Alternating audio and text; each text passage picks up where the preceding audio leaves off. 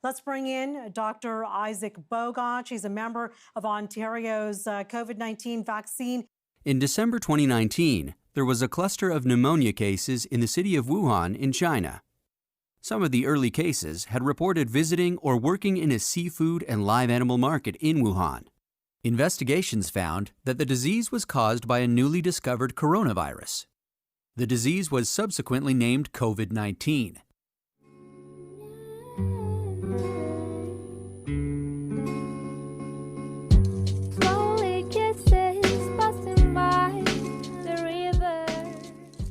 Perkenalkan, nama saya Nanda Salsabila dari kelas 036 Fakultas Ekonomi Prodi Manajemen Universitas Pamulang. Pada kesempatan kali ini, saya akan mengutarakan pendapat saya mengenai dampak COVID-19 ini terhadap pendidikan di Indonesia. Saat ini, dunia telah dikejutkan dengan mewabahnya suatu penyakit yang disebabkan oleh sebuah virus yang sudah tidak asing lagi terdengar di telinga kita semua, yaitu virus COVID-19 atau Corona, yang disinyalir mulai mewabah pada tanggal 31 Desember 2019 di kota Wuhan, Provinsi Hubei, Tiongkok. Saat ini menyebar hampir ke seluruh penjuru dunia dengan sangat cepat, sehingga WHO menetapkan bahwa wabah ini sebagai pandemi global pada tanggal 11 Maret 2020. Ratusan ribu manusia terpapar virus ini di seluruh dunia. Bahkan puluhan ribu menjadi korban meninggal. Tercatat negara-negara yang memiliki kasus tertinggi terpapar COVID-19 saat ini adalah Italia, Tiongkok, Spanyol, Amerika Serikat, dan Iran, dengan tingkat kematian mencapai ribuan orang. Penularan yang sangat cepat dan sulitnya mendeteksi orang yang terpapar karena masa inkubasi COVID-19 kurang lebih 2 minggu menjadi penyebab banyaknya korban berjatuhan. Sulitnya penanganan wabah ini membuat para pemimpin dunia menerapkan kebijakan yang super ketat untuk memutus mata rantai penyebaran COVID-19. Social distancing menjadi pilihan berat bagi setiap negara dalam menerapkan kebijakan untuk mencegah penyebaran COVID-19, karena kebijakan ini berdampak negatif terhadap segala aspek kehidupan.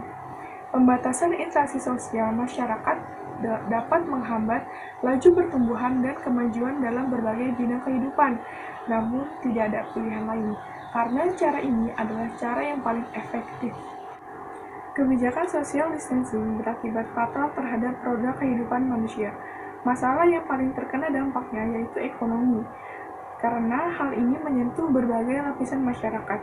Tersendatnya laju ekonomi mengakibatkan tertutupnya kebutuhan primer manusia untuk memenuhinya, karena negara akan sangat terbebani kalau harus menanggung segala kebutuhan pokok setiap penduduknya.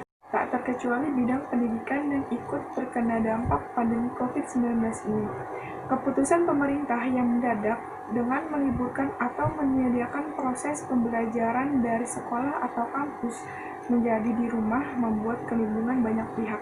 Banyak faktor yang menghambat terlaksananya efektivitas pembelajaran daring, antara lain penguasaan teknologi yang masih rendah, kurang memadainya sarana dan prasarana, jaringan, dan juga biaya. Pendapat saya sendiri sebagai seorang mahasiswa baru di tengah pandemi COVID-19 ini, saya merasakan banyak kerugian.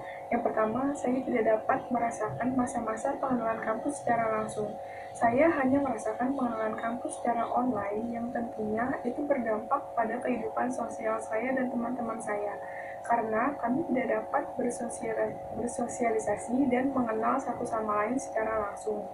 Selain itu, dari segi pembelajaran, yang saya rasakan adalah pembelajaran tidak berjalan terlalu efektif, karena hanya dilakukan secara online dengan metode pemberian materi melalui soft copy dan tugas di e-learning.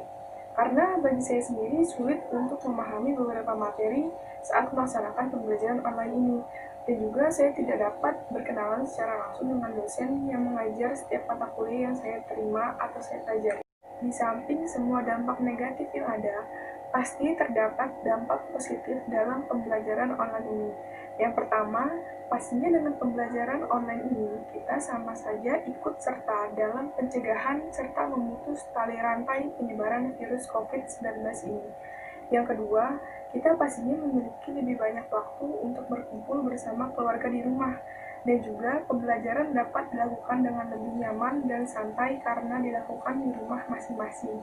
Sekian pendapat saya mengenai dampak virus COVID-19 bagi pendidikan. Semoga virus ini dapat segera berakhir agar kita dapat menjalankan kehidupan kita secara normal kembali.